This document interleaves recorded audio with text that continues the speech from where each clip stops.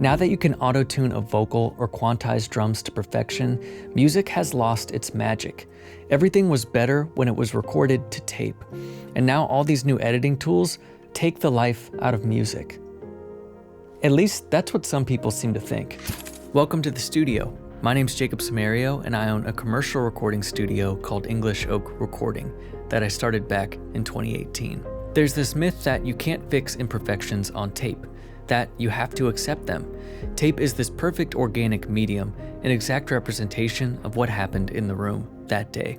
And because of this, people believe that music recorded on tape is ultimately better because you couldn't fix those imperfections. And those exact same imperfections imparted a sort of magic into the recording, something that you don't see anymore. But that couldn't be further from the truth. There are a lot of artists and even engineers these days who are against tuning vocals. And since Auto-Tune was released in 1998, naturally we would assume that everything made prior to 1998 is purely organic, that every note the singer hit is pure musicianship. I want you to watch this. But it's fun to showcase what a tape machine can do that a lot of people wouldn't know. Okay, for instance, a very common thing in the 70s and 80s was changing the tape speed during a session to help you do creative things. Most commonly would be to take the tape speed lower so you could sing a higher note. So the pitch comes down, you don't have to sing as high, you put the tape speed back up, then your note is high, right? Really great tool. Engineers and artists have always been looking for ways to improve their performance in the recording studio. But maybe it was just a few one-off artists that realized they could do this with their tape machines. It probably wasn't something everyone was doing, right? It was so common that this company that we restore, MCI, built in a program here back in the late 70s. So I'll show you how it works. So when I hold this button, it shows me the tape speed, which right now is fixed at 30 inches per second.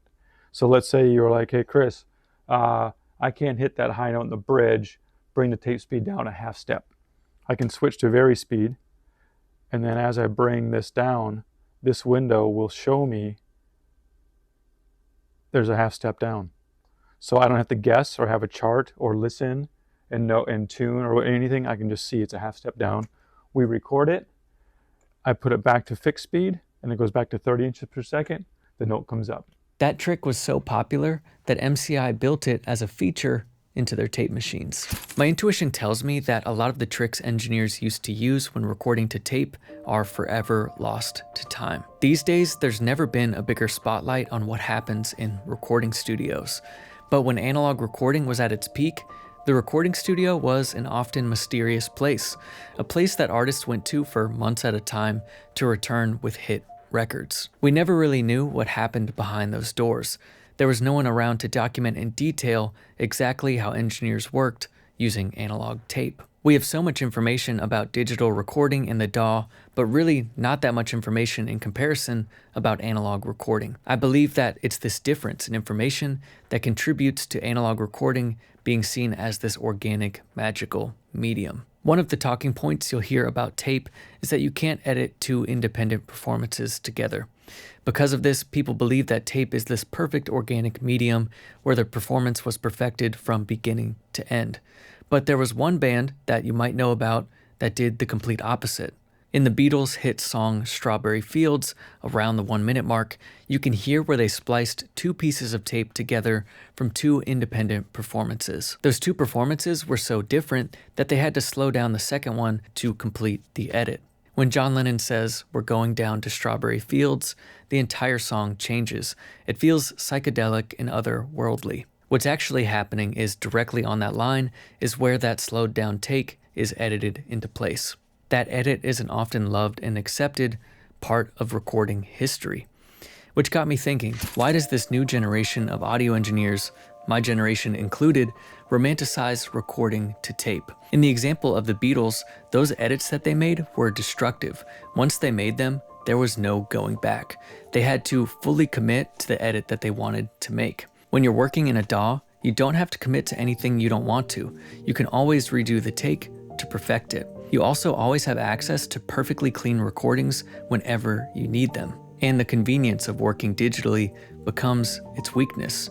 All of this convenience is amazing, but it happens behind a screen. We have a generation that craves recordings that are tactile, that are happening right in front of them, that they can feel with their hands, that are full of color and saturation and warmth, like the records they know and love. But because of the state of the music industry, they also crave affordability. The gap between your first audio interface and your first console is way bigger than the gap between your first audio interface and something like a Tascam tape deck. Working on a console will give you that tactile feel, that warmth and color that all of us want, but it's cost prohibitive. That's the exact entry point that tape decks or reel-to-reels took to become mainstream again. It is one of the more affordable ways for someone who is used to perfectly clean, pristine recordings without limitations to experience something real that has color and life to it, that also limits them in a way that forces them to be creative. This can lead us to feel like recording on tape is better. But tape isn't better, it's just different.